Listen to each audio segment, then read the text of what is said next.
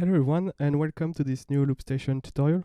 In this tutorial I will try to show you how I did the wave track by Saro. So let's start with the tempo. As usual, the tempo of this song is 90 BPM.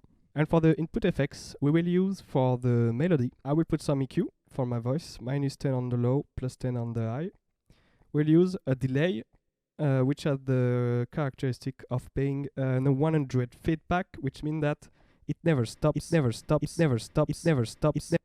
unless you change the effect, obviously. And the level is 100. The time we start at one note, but we will change it in order to remove a note from the delay. For the main melody, we will use the input knob in order to insert the note inside the delay. I will show you that in a moment. On the last input effects, we will use some reverb, 2.5, level of 50, and the depth of 100. I will actually boost the level a tiny bit, 65. I think it would be good.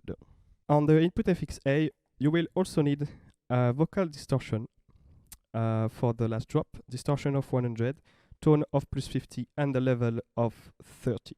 I will also use a panning delay with the time of this note, feedback of 30, and the level of 52.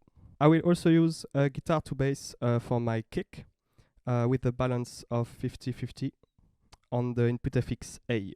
For the track effects, you will need a pitch bend on the first track effects A with a bed of 100, a chorus on the second with a rate of 80, depth of 50, and the level of 100, and a slicer, pattern 01, and the maximum rate, depth of 85. You will also need for the last drop a roll on the last track effects. So instead of the slicer, you will go straight to the roll, and the time is 394 milliseconds. Mode is 1/16, feedback of 50, and the level of 70. Make sure to start the song with the slicer on the last track effects. The first track will contain the main melody. The second one will contain some shakers and some hi-hats. The third one will contain the snare and some hi-hats. The fourth one will be the last drop, and the fifth will be the kick. So make sure to put this one on one shot. And for the track effects, enable it on track 4 and track 1.